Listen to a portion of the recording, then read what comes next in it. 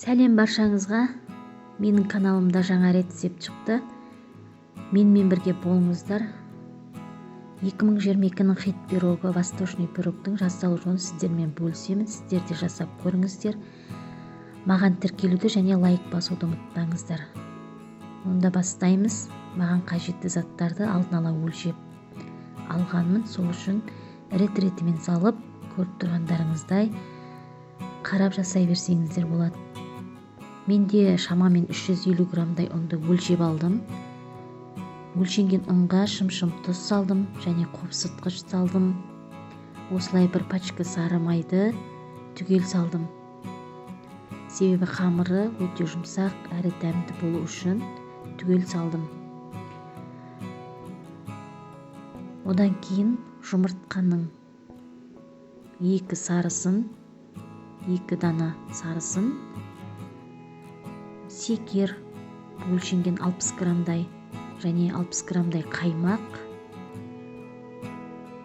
Осы заттардың барлығын қоспаларды араластыра отырып, өте жұмсақ қамыр илейтін боламыз.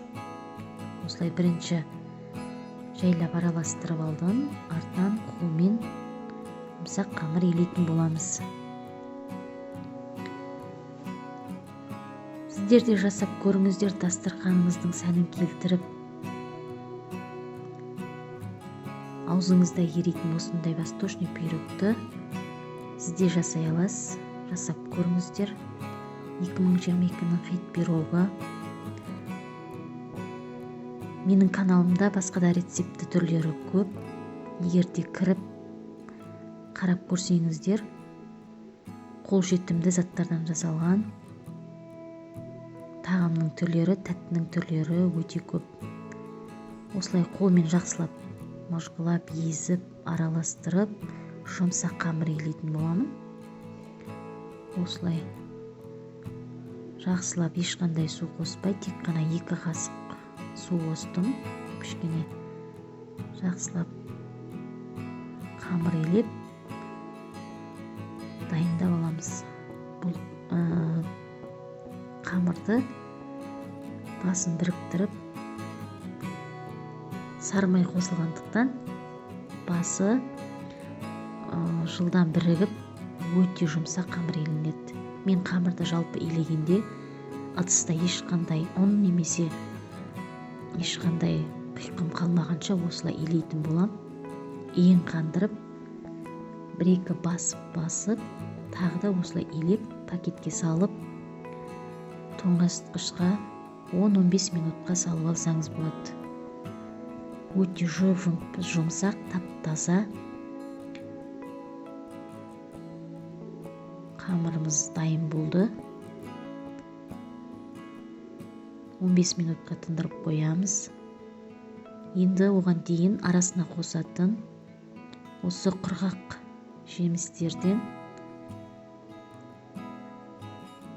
жемістерді салып, ыдысымызға салып, араластырып дайындай береміз. Менде үйде бар осы құрғақ жемістерді пайдаландым. 4-5 түрін араластырып, осы кішкене мед қосып, жақсылап араластырып, дайындап қойдым.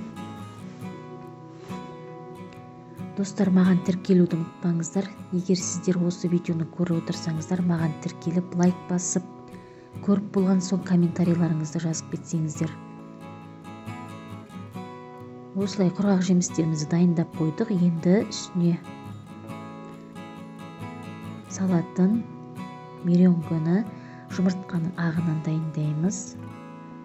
Менде шамамен 2 жұмыртқа, 2 жұмыртқаның ағы және шым-шым тұз және 1 стакан секерді жай-жаймен қосып, жұмыртқаның ағын араластыратын боламыз. Бірінші баяу осылай араластыра отырып, жаймен көтеріп отырамыз скорості. Жылдамдығын сонда жақсы қою араласып шығатын болады. Міне осындай өз формасын ұстап тұратындай, ыдыстан төгіліп кетпейтіндей қоюлықта дайындап аламыз. Енді қамырымызды екіге бөліп формамызға қарай жайып дайындап аламыз.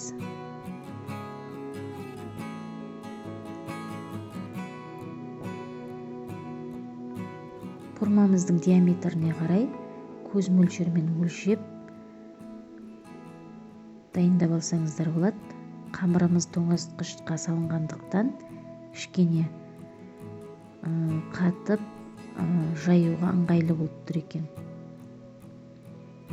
Қамырымызды қатты жұқа немесе қатты қалың емес, орта көлемде жайып дайындап аламыз. Формамызға арнайы қағазыңызды төсеп немесе сары маймен майлап алсаңыз болады. Осы кезде пешімізді қыздырып дайындап қоямыз. Менің формамның размері 26 сантиметрлік. Мен сары май жағып осылай дайындап қойдым. Бірінші қамырымызды осылай салып, айналасын тегістеп, артық жерлерін алып тастап, осындай дайындап алдым. Енді ортасына салатын салмамызды салып, жемістерімізді салып, әдемілеп тегістейтін боламыз.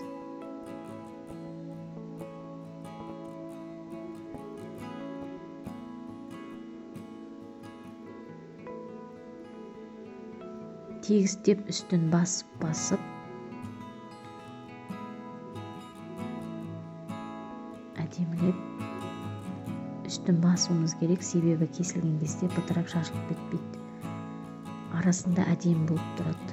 Сондықтан осылай тегістеп басып, үстіне жұмыртқаның ағын салуға болады. Енді мен екінші қамырымды үстіне жабу үшін дайындап аламын. Егерде сіздер жасап көрсеңіздер, қалай шыққан немесе өз рецепттеріңізбен бөліссеңіздер болады. Немесе жасаймын деп жүрсеңіздер, осы менің рецептімен жасасаңыздар болады. Осы видеоның астына толық рецептіні жазып қалдырамын.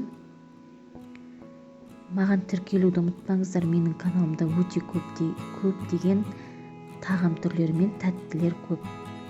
Қарап шықсаңыздар болады. Екінші қамырымызды дайындап алдым. Ал бірінші, одан бұрын ыдысымызға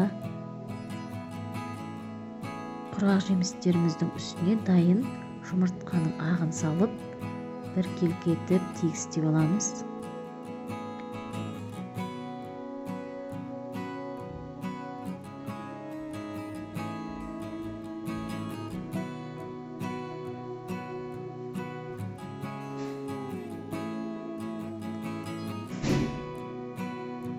Бір келкетіп тегістеп алғаннан кейін екінші қамырыңызды үстіне жауып сәндей берсеңіз болады.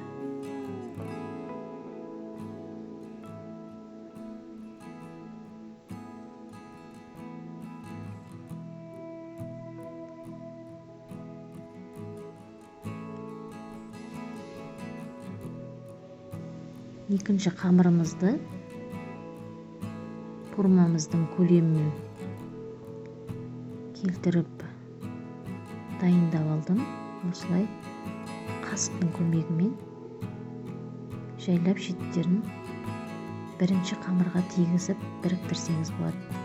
Енді бір жұмыртқаны шағып, оның сарысынан айырып, сарысын ғана жағып, үстіне күнжіт сеуіп, пешке 25 минутқа салып пісіріп алсаңыз болады. Жұмыртқаның сарысы өте әдемі сары болып пісу үшін тек қана жұмыртқаның сарысын жағсаңыздар болады.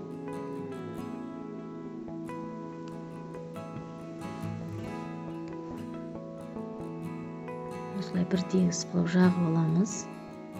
Үстіне қаламұшы, күнжіт немесе басқа өзіңізге ұнаған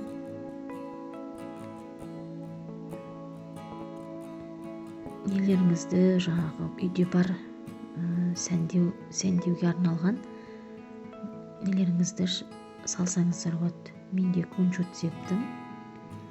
Осылай пешке 25-30 минутқа салып пісіріп алдым. Міне дайын болды пирогымыз. Пештен шыққан соң бірден кеспейміз, қыздар. 10 минутқа суытып қойдым. Содан кейін ғана сіздерге кесіп көрсетіп жатырмын. Пышақтың көмегімен осылай жайлап шеттерін айналдырып кесіп аламыз да формадан оңай ала қоямыз. Осылай алынған пирогты міне көріп тұрсыздар, өте биік көтеріліп пісті. Енді ыдысымызға салып кесіп шайға ұсына берсеңіздер болады. Өте әдемі, дәмді болып шықты. Менің де алғашқы жасауым. Мен де қыздардан YouTube каналынан көріп, рецептілермен қарап жасап жатырмын. Сіздер де жасап үйге отбасыларыңызға шайға ұсынсаңыздар болады. Қыздар, менің пирогым ұнаса, маған лайк басып, каналыма тіркеліп, пікір жазып кетуді ұмытпаңыздар. Міне осындай болып шықты. Өзіме қатты ұнады. Сіздер де асықпай қарап, жасап шықсаңыздар болады. Менімен бірге болғандарыңызға рахмет. Менің каналымда бұдан да басқа тәттінің түрлерін қарап жасап көріңіздер. Егер де жасап жатсаңыздар, достарыңызбен бірге бөлісіп, комментарий жазуды ұмытпаңыздар. Рахмет, менімен бірге болғандарыңыз